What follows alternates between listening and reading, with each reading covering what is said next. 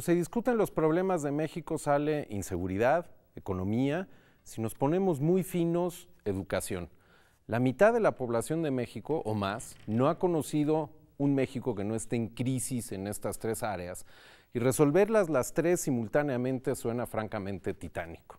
Sería más fácil si pudiéramos cambiarlas por un gran problema que ayudara a resolverlo todo. Hoy en Refracción Periodismo de Ciencia desde la UNAM examinaremos con Irma Sandoval precisamente esa hipótesis. La corrupción es el problema, el mega problema de México que agrava a los otros tres, pero que podría muy bien resolverlos. Primero, Itzel Gómez nos da un paseo por las dificultades conceptuales de esa palabra, corrupción, que nos es tan familiar. Una cosa que por su propia naturaleza busca estar oculta es difícil de reconocer, de saber su forma, su tamaño e incluso de saber qué es. La esencia de la corrupción es lo opaco y paradójicamente urge arrojarle luz. Es un término muy común, pero se nos complica medirla. Claramente no hemos podido controlarla y hay dificultades hasta para lo más básico, definirla. Si es un término muy común, el diccionario nos puede ayudar. La Real Academia Española define corromper como alterar y trastocar la forma de algo. Entonces, en una sociedad corrupta, ¿cuáles son las formas que se rompen? Las formas de la convivencia ciudadana, las formas legales, las de la ética, ¿todas o ninguna? Transparencia Internacional, una organización de la sociedad civil consagrada a dar voz a las víctimas y testigos de la corrupción, la define como el abuso de autoridad para obtener un beneficio privado. En México, la traducción popular es: el que tranza, avanza. Y sí, pero alguien tiene que perder también, ¿no? La corrupción funciona más bien bajo los equilibrios de Nash. ¿Qué quiere decir esto? Que tú puedes pensar que te ahorraste 1,000 pesos sobornando a un policía de tránsito para que no te aplicara una infracción. Pero cuando tú ves el resultado colectivo de todas las interacciones, de todas las personas que sobornan policías, lo que tienes es una policía corrupta. Y una policía corrupta es la misma que permite que sobornen, que secuestren a tus hijos, que un capo se libre de la cárcel, que no se ha detenido un político corrupto. Entonces, claro, en lo individual parece que te ahorraste dinero, pero en lo colectivo saliste perdiendo siempre. Las sociedades no avanzadas tienen crisis comunes: pobreza, desigualdad social, violencia, educación deficiente. Pero tienen también una raíz común. Hemos descubierto es que aunque cada uno de estos temas de la agenda sigue siendo muy importante, hay un tema transversal a todos ellos que se llama corrupción e impunidad. Y eso es lo que ha cambiado en estos años, que entendimos que debajo de todos estos problemas siempre hay una constante. Es un problema constante, pero de magnitud variable, y estimar su magnitud es otra complicación más. ¿Realmente se puede medir la corrupción? Sí, definitivamente sí se puede medir la corrupción. Los instrumentos cómo medir la corrupción están comprobados. Hay organismos como Transparencia Internacional que miden muy bien la corrupción. Creo que tenemos que seguir esa matriz que nos implementa. Y luego también nosotros como mexicanos, ahí sí tenemos que medir cómo está implementándose el Sistema Nacional Anticorrupción y también el Sistema Local Anticorrupción. Hay forma de medirla de manera indirecta. Lo que nosotros hacemos, por ejemplo, es preguntarle a los hogares cuánto les costó el pago de mordidas o de sobornos al acceder a trámites y servicios. Una familia mexicana invierte el 14% de su ingreso. 1 de cada 6 pesos de una familia mexicana se destinan al pago de sobornos para acceder a trámites y servicios que les corresponden por legítimo derecho. Y cuando son familias más pobres, las familias que están por debajo de un salario mínimo, invierten alrededor del 30% de sus ingresos en corrupción. Es decir, que los cálculos se hacen de la forma indirecta, a partir de encuestas a los hogares y empresas. Por tanto, se trata de índices de percepción de la corrupción. El índice de control de corrupción del Banco Mundial, el índice de percepción de corrupción de Transparencia Internacional o el índice nacional de corrupción y buen gobierno de Transparencia Mexicana pretenden cuantificar la experiencia de la corrupción, generalmente a partir del gasto que hacen los ciudadanos y empresas para obtener alguna ganancia a partir del abuso de poder, suyo, de alguien más o de ambas partes. Pero si la corrupción es más que la simple mordida, Entonces, esos índices serán, en el mejor de los casos, la magnitud mínima del fenómeno.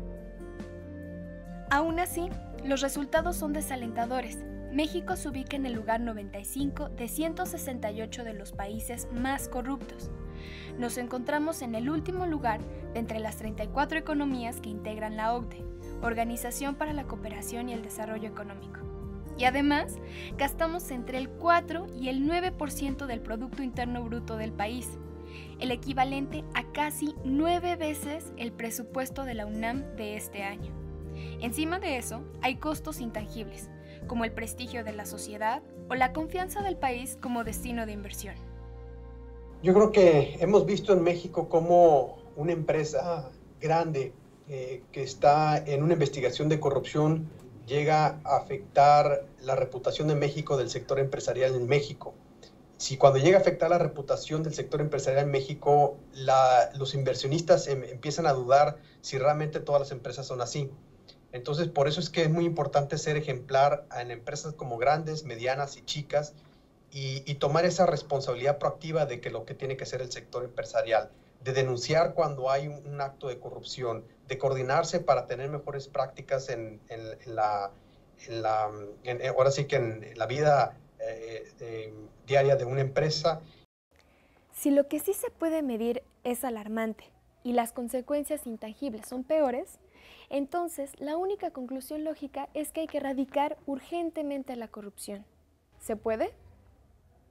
¿De veras se puede erradicar la corrupción? No. La corrupción es una epidemia. También en esto hemos aprendido mucho de la biología y del tema de ecología de poblaciones. Como epidemia, y no siendo epidémica y no endémica, lo que tenemos es algo que se tiene que controlar, pero no se puede erradicar, ¿no? No es endémica porque no es propio de la mexicanidad, no es un atributo de nuestro país, es un atributo global. La corrupción está en todas las partes del planeta. Lo que distingue a un país de otro es cómo enfrenta esa epidemia, ¿no? Y qué tan efectivo es en controlarla. A las epidemias se les controla, no se les erradica. Si la corrupción es como una epidemia, entonces hay que actuar como si lo fuera, tomar acciones inmediatas y radicales de control. El hecho de que tengamos tantos casos de corrupción en el caso de Veracruz, o en el caso de Chihuahua, o en el caso de Quintana Roo, o en el caso de Nuevo León, tiene que ver con que hay una sociedad que ya está dispuesta a denunciarlo y que ya no lo tolera y que ya no dice, bueno, está bien, roben, pero hagan, ¿no? Ya nadie quiere que roben, pero hagan, ¿no? Yo creo que lo que queremos es que haya consecuencias para quien abusa de la confianza pública. La corrupción no es una enfermedad contagiosa, hereditaria, ni mucho menos cultural. No estamos condenados a ser corruptos solo por ser mexicanos.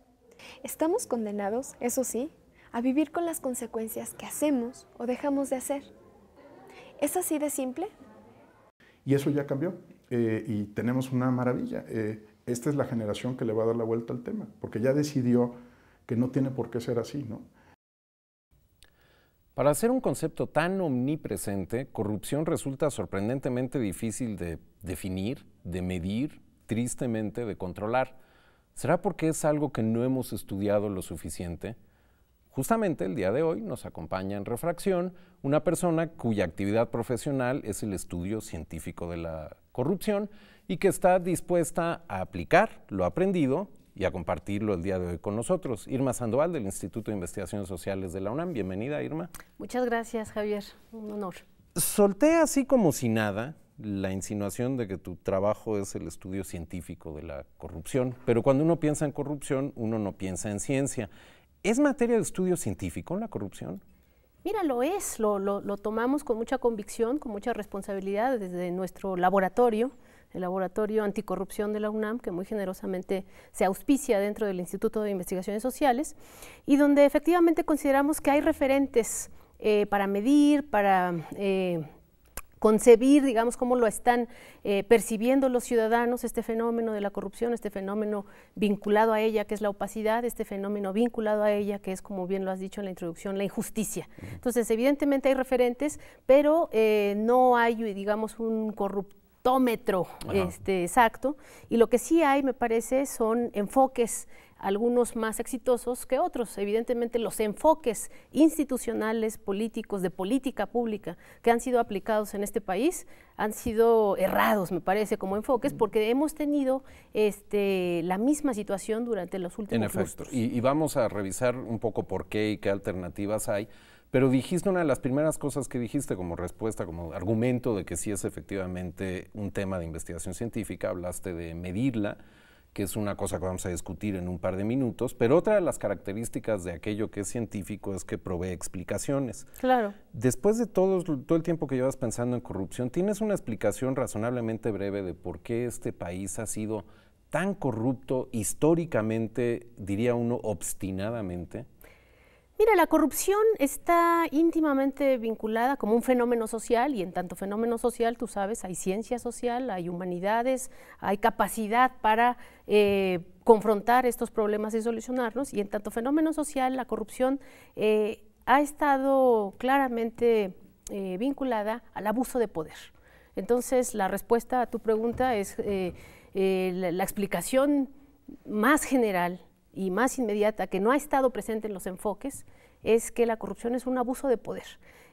Antes, en décadas pasadas, el poder se concentraba, era más claramente ubicado en, digamos, un sistema antidemocrático, de partido cuasi único inclusive, y del cual generaban una serie de fenómenos también sociales, como el corporativismo, como el clientelismo, como, digamos, la injusticia, es decir, fenómenos diferentes a los que están hoy acosándonos como sociedad, porque hoy el poder, me parece, se encuentra, no diría yo difuso, pero sí transformándose. Ya no es solo el poder formalmente establecido alrededor de los gobiernos, el poder público, el poder gubernamental, sino me parece también el poder de los llamados poderes fácticos, pero como tú otras dijiste, formas de ejercer dominio sobre la sociedad, y eso hace que el fenómeno de la corrupción sea aún mucho más desafiante. De acuerdo, pero con todos los cambios que acabas de insinuar, el abuso de poder en forma e intensidad y en agentes abusadores del poder ha cambiado, y sin embargo la corrupción parece estar firmemente enraizada.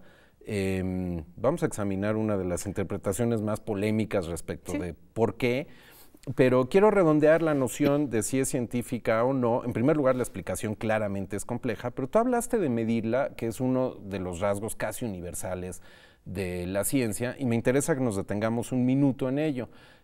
Transparencia Internacional, esta organización mundial que se dedica a hacer diagnósticos y observaciones sobre corrupción en todos lados, coloca a México en 2015 en el lugar 95 de 168 países. El Instituto Mexicano de la Competitividad, que sigue muchos de los preceptos teóricos de transparencia, tiene una escala de 100 puntos en que 0 son niveles muy altos de corrupción, 100 son muy bajos, tenemos 35, está bastante grave la cosa. Pero hay un problema, la corrupción no es como la temperatura o el pH o el PIB incluso en economía. Es una cosa bastante más difícil de medir. ¿No es cierto, Irma, que en realidad se hacen estimaciones mayormente indirectas, pero que no hay una técnica precisa de medición de corrupción? Sí, yo estoy de acuerdo.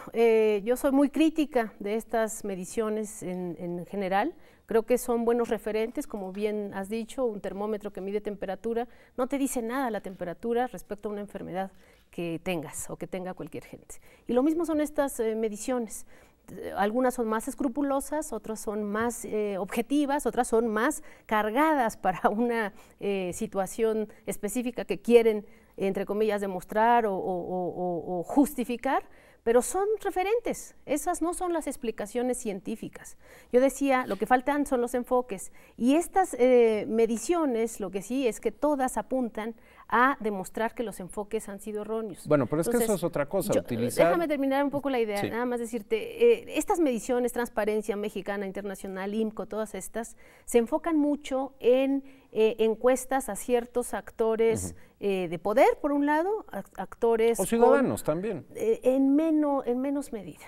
Y eso es lo que en el Laboratorio Anticorrupción de la UNAM tratamos de hacer, porque mira, unas son encuestas o mediciones de percepción de corrupción, porque Exacto. incluso se llaman el pomposo Índice Internacional de Percepción de la Corrupción. Y eso es muy diferente a la victimización de la corrupción, que es lo que en el Laboratorio de Anticorrupción de la UNAM, que me voy a dirigir, tratamos de enfocar. Okay. Pero entonces porque la victimización de la corrupción también se puede medir. Pero entonces déjame fijar 2 o 3 cosas, porque ya soltaste como 3 o 4 asuntos ahí que conviene fijar. Número 1, efectivamente las mediciones pueden ser utilizadas para montar argumentos posteriores y en algunos casos claramente lo son, pero las mediciones no explican, simplemente nos van a dar una idea de la magnitud del problema, de la magnitud de las intervenciones que ese problema requiere y de los efectos potenciales de esas intervenciones.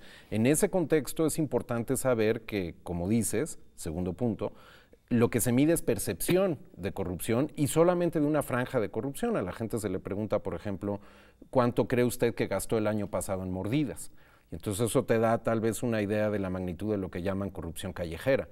Pero el abuso de poder del cual hablaba se puede manifestar en otras formas. Entonces la pregunta final sobre este punto es, ¿debemos renunciar a la idea de medir corrupción y tenemos que contentarnos con una escala cualitativa?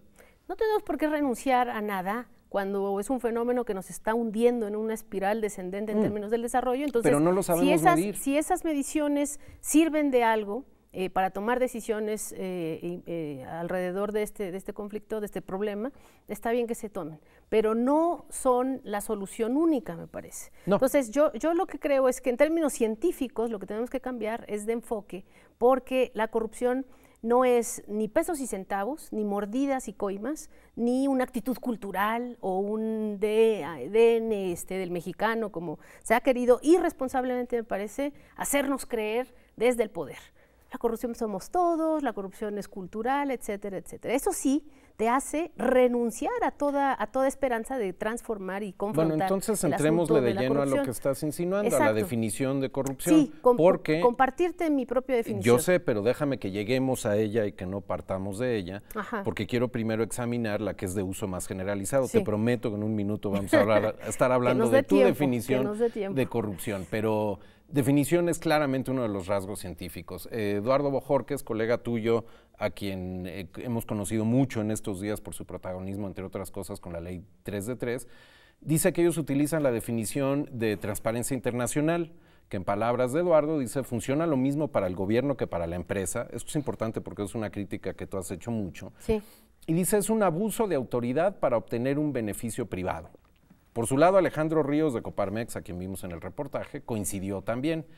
Tú tienes una definición diferente, que ya digo, vamos a ver en un segundo, pero primero quiero que me digas cuál es el problema con la de Transparencia Internacional. Tú la has criticado por dejar en paz a la iniciativa privada y dirigirse al gobierno como el origen de todo mal en la corrupción, pero Eduardo alega que es perfectamente aplicable en un sector como en el otro. ¿Cuál es el gran problema, brevemente, Irma, con esta definición? Abuso de autoridad. Se fija en el asunto de la autoridad, del gobierno, del supuesto regulador. Y yo creo que es un abuso de poder, no de autoridad. Ya no es el gobierno, ojalá lo fuera, ya no es la autoridad, ojalá la fuera, ya no es el Estado. Ahora la corrupción se llama privatización.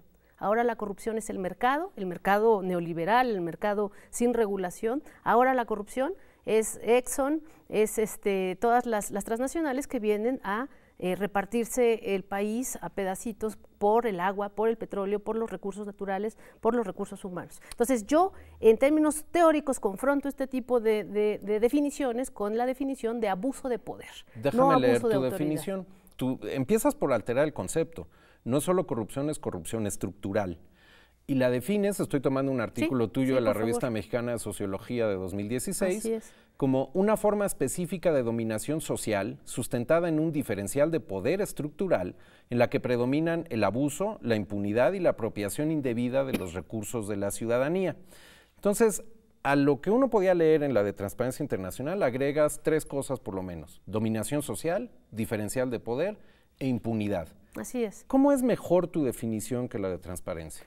Bueno, empezaba a decirte un poco esta confronta de no es la regulación y la autoridad, sino el poder estructural, es decir, el poder que está vis a vis otros poderes. Existe el poder gubernamental, pero está eclipsado por un poder no regulado, que es el poder fáctico de los medios de comunicación, que hoy tienen dominando la escena política. Entonces no es solo un poder económico, es un poder económico y algo más.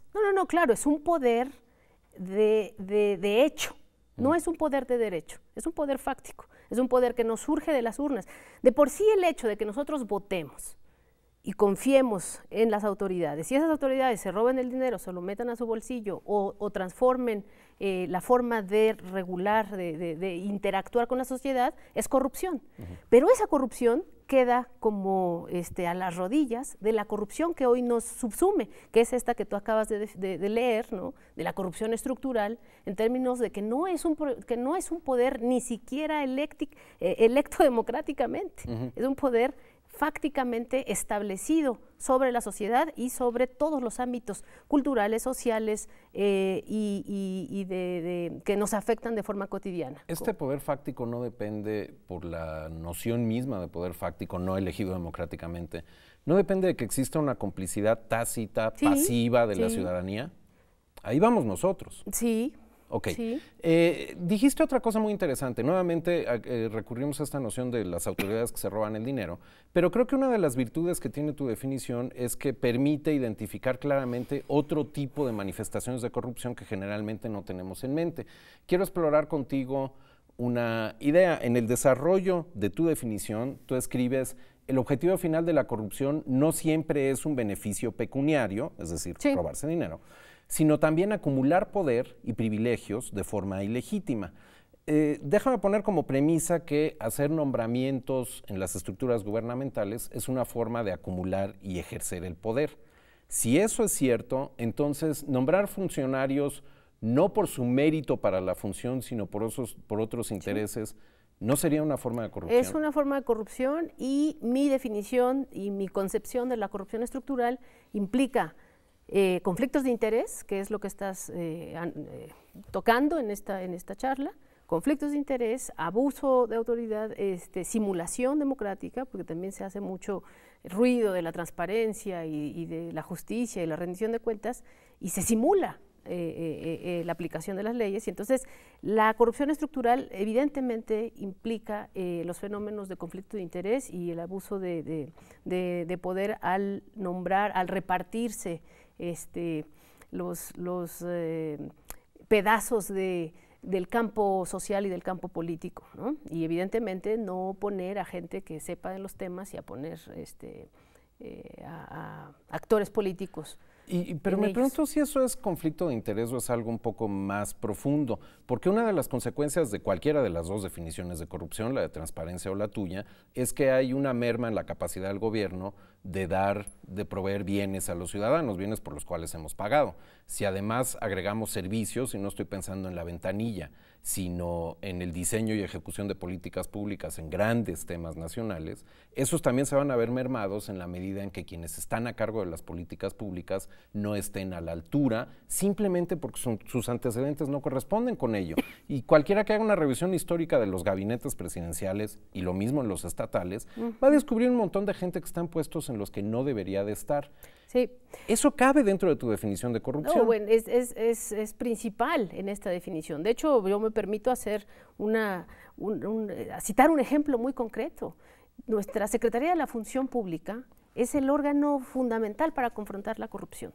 Y hoy está nombrada Arely Gómez, que viene de Televisa. Estábamos hablando de los poderes Pero fácticos. ese no es su peor problema. No, pero es un conflicto de interés muy simbólico, es la punta del iceberg de toda una cadena de este tipo de fenómenos, gente que no está capacitada, que no está formada para combatir la corrupción y que está, por el contrario, vinculada a una situación de pleitesía política y de filia económica, en este caso con Televisa, para no rendir cuentas, para fomentar opacidad y para frenar la aplicación de la justicia y, por lo tanto, continuar con la impunidad, que es otro de los fenómenos centrales en mi definición aspiro científica de la corrupción estructural. Entonces, sí creo que todo esto que señalas de los conflictos de interés que son muy diversos, pueden ser incluso conflictos de interés, como sabes, de consanguinidad, hasta conflictos de interés políticos, ideológicos o digamos, económicos,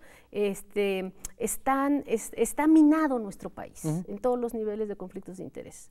Y es lo que estamos día a día en este laboratorio anticorrupción, tratando de dar soluciones sectoriales muy concretas. ¿Qué hacer para evitar no solamente que se roben el dinero o el papel de baño de los baños o cosas simbólicas, cleptocracia mínima, sino cómo hacer para evitar conflictos de interés, cómo hacer para estas cuestiones más fuertes? Examinemos otra área en que se manifiestan todas estas cosas y lo haremos rápidamente porque nos acercamos dolorosamente al final. Tú has llegado al extremo en tus análisis de, comillas, matematizar la corrupción. Has ofrecido una fórmula. Sí.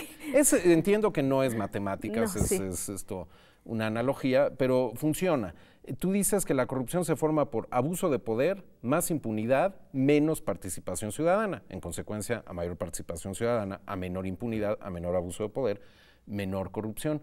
Es una percepción generalizada que los partidos políticos son los maestros del abuso de poder, aun cuando haya quienes abusen de ellos también.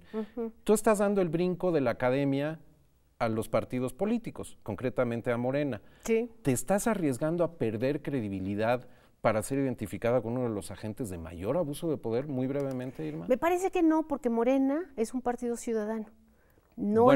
Hay quien contesta eso. Yo lo contesto así.